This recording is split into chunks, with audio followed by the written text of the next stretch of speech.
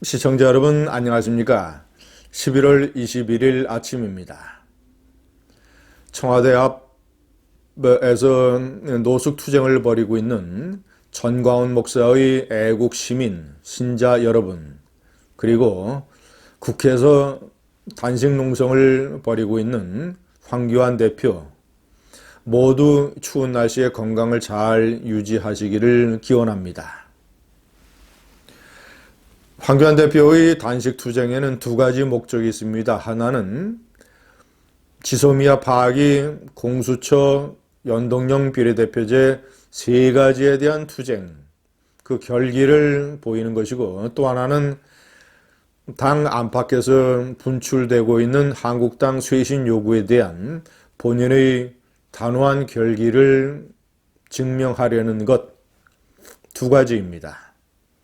특히 두 번째에 대해서 황교안 대표는 특별히 단식에 들어가면서 국민께 드리는 글에서 명백하게 밝혀놨습니다.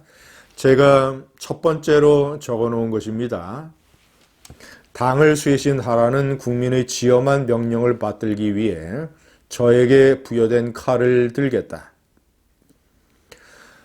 사실 조국 사태 때 광화문에 모인 많은 이 애국 시민들의 열기, 그리고 이 문제를 뜨거운 관심을 가지고 지켜봤던 많은 침묵하는 다수의 국민들, 이런 사람들이 보내준 지원의 열기로 인해서 한국당의 지지율이 크게 상승했다가 추락한 데는 두 가지의 원인이 있습니다. 하나는 표창장이라든가 공천 가산점, 이런 것들로 인한 실정, 또 하나는 당 밖의 쇄신 요구에 대해서 제대로 응답을 하지 못하는 이런 무기력, 이런 것들이었습니다.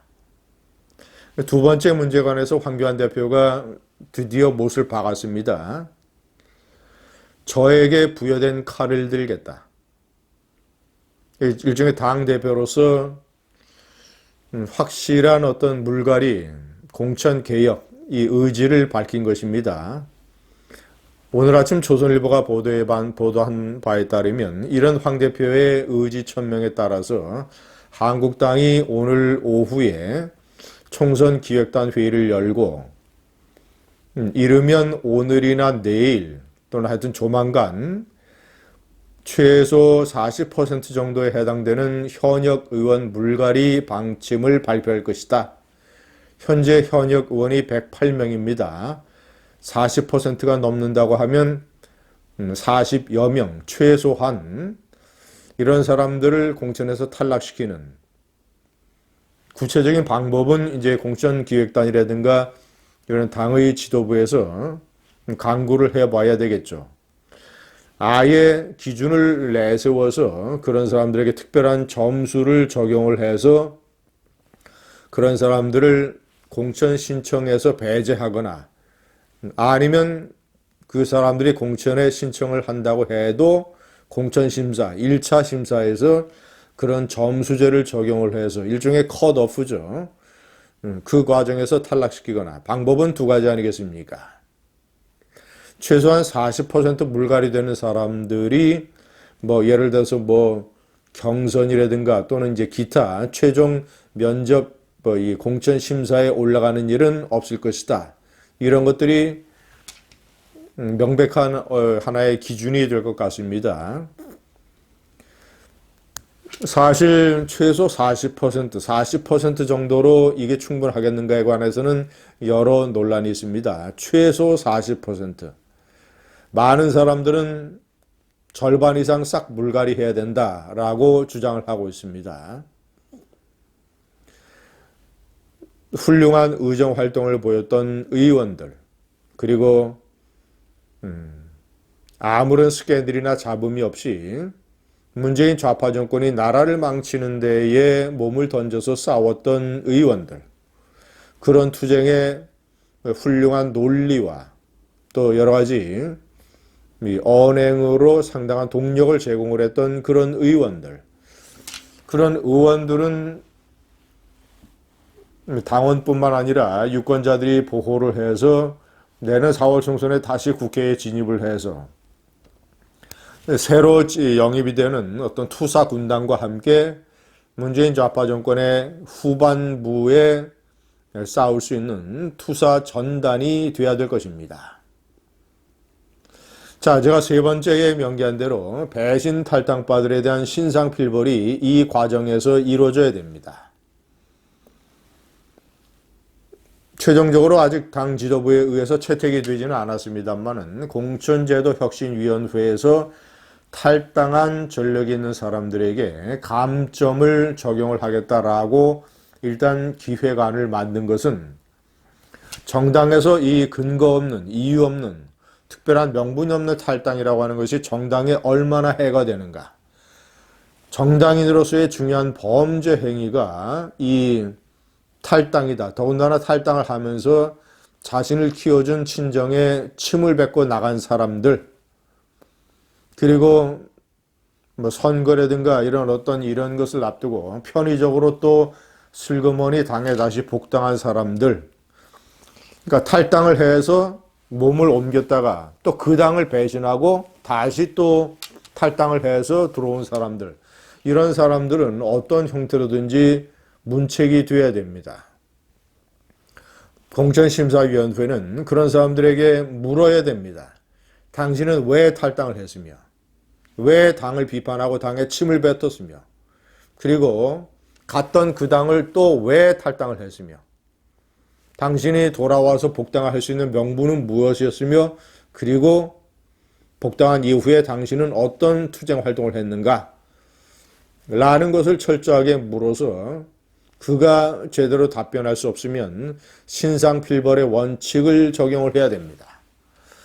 제가 여러 번 말씀을 드렸지만 한국당이 지난해 6.13 지방선거에서 폭망한 것, 그리고 지금도 조국 사태에 이어서 문재인이가 나라를 이렇게 망치는 와중에서 제대로 투쟁력을 발휘할 수 없는 중요한 이유 중에 하나가 이 당의 원칙과 신상필벌이 제대로 없기 때문입니다.